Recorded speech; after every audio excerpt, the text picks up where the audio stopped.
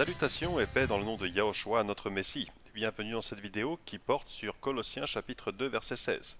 Il s'agit d'un passage qui est fréquemment mentionné par les églises traditionnelles afin de justifier leur non-observance des fêtes de Dieu, jour saint, nouvelle lune et sabbat.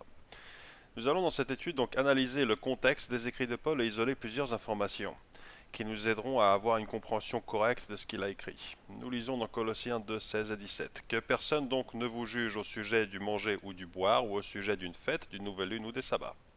C'est l'ombre des choses à venir, mais le corps est en Christ. » Nous allons à présent consulter le codage Strong pour le terme « les sabbats ». Nous lisons 45, 21, « sabbaton », qui signifie le 7e jour de chaque semaine, qui était une fête sacrée. L'institution du sabbat, la loi pour garder saint chaque 7e jour de la semaine, donc un sabbat, un jour de sabbat. Nous voyons que ce mot est issu du mot hébreu 0,76,76, que nous allons voir tout à l'heure. Nous ouvrons maintenant les Écritures pour savoir où est employé ce mot, donc sabbaton. Pour cela, nous ouvrons Matthieu 12,8. Car le Fils de l'homme est maître du sabbat. Nous constatons que, à nouveau, le terme 45-21 est employé, sabbaton. Également, en consultant la Septante, qui est donc l'Ancien Testament traduit en grec, dans Ésaïe 66-23, « À chaque nouvelle lune et à chaque sabbat, toute chair viendra se prosterner devant moi, dit l'Éternel », nous voyons que dans la Septante, ça nous est rendu comme sabbaton. Également, nous voyons que en hébreu, ça nous est rendu comme 0,76-76, le mot duquel sabbaton est issu. Que nous voyons également dans l'énoncé du 4e commandement, nous lisons cela dans Exode chapitre 20 verset 8. Souviens-toi du jour du repos pour le sanctifier. Repos 76-76, Shabbat, pardon. Nous pouvons voir clairement donc que dans le verset 16, il y a une séquence, donc annuelle, mensuelle et hebdomadaire. Nous allons à présent consulter le verset 8 et le verset 18 pour nous imprégner du contexte donc de ce chapitre. Nous lisons au verset 8.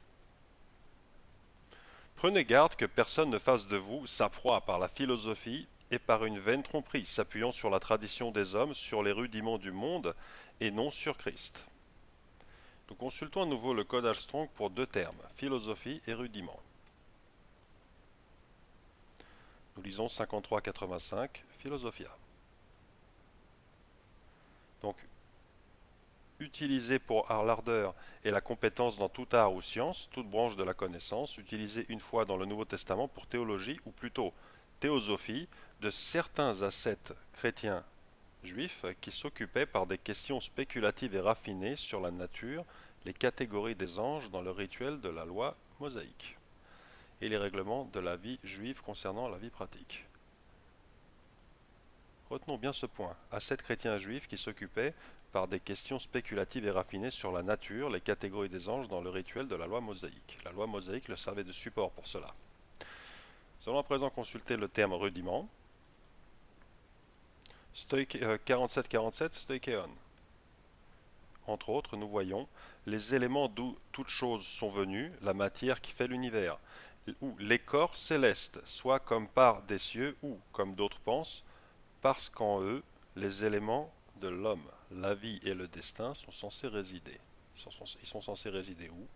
Dans les corps célestes. Ce n'est pas sans nous rappeler, par exemple, l'astrologie d'aujourd'hui.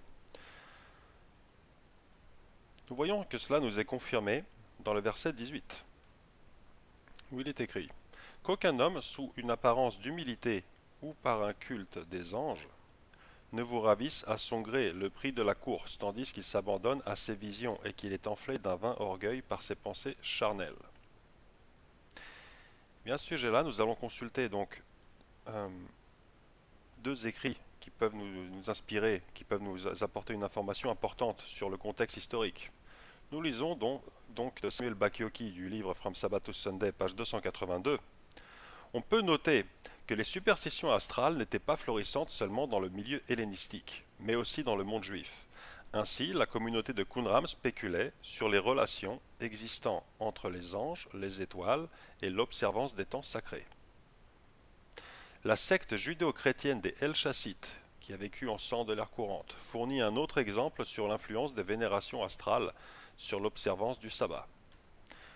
Nous lisons: Ainsi parlait le Chassai, il y a des étoiles d'impiété, mauvaises. Prenez garde au pouvoir des jours, à la souveraineté des étoiles, et n'engagez aucune action pendant les jours de leur puissance. Et ne baptisez personne pendant les jours de leur puissance, alors que la nouvelle lune parcourt le ciel au milieu d'elle, mais honorez plutôt le jour du sabbat, puisque ce jour est l'un de ceux où s'exerce le pouvoir de ces étoiles. Nous lisons également un commentaire d'un spécialiste de Paul qui s'appelle Bornkamm, qui a écrit: Paul parle de nouvelle lune et de sabbat, dans Colossiens 2,16, de jours, de mois, saison et d'années, dans Galates 4,10, dans tous les cas de jours ou de saisons qui ne sont pas sous le signe de l'histoire du salut, donc comme ce que nous lisons pour la loi, comme ce que nous savons de la loi, mais sous celui des cycles périodiques de la nature, correspondant au mouvement des étoiles.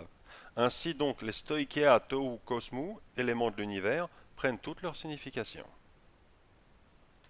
C'est précisément ce que nous lisons dans la définition du stoïcisme.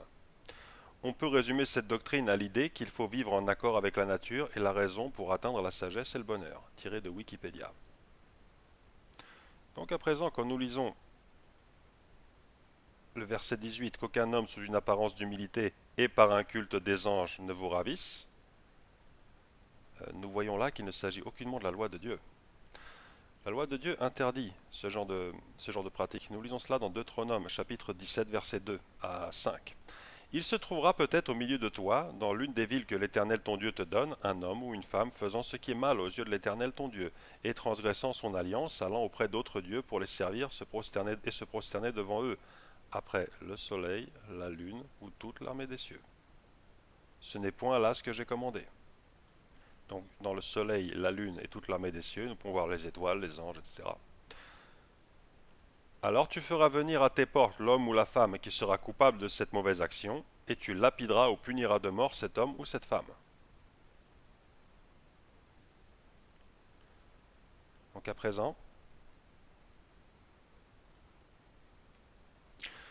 nous voyons que le danger qui menace la communauté des Colossiens n'est pas leur observance de la loi, mais justement ces éléments extérieurs qui étaient florissants au 1er siècle notamment.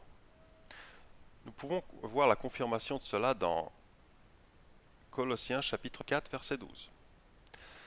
Épaphras, qui est des vôtres, vous salue, serviteur de Yahushua le Messie. Il ne cesse de combattre pour vous dans ses prières afin que, parfait et pleinement persuadé, vous persistiez dans une entière soumission à la volonté de Dieu. Nous allons à présent voir le terme original pour parfait. Donc dans Colossiens 4,12.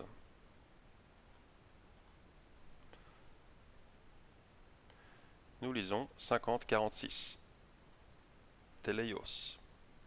Pour retrouver à nouveau l'emploi de ce mot, nous pouvons ouvrir les Écritures à Matthieu chapitre 5, verset 48. Soyez donc parfaits comme votre Père Céleste est parfait.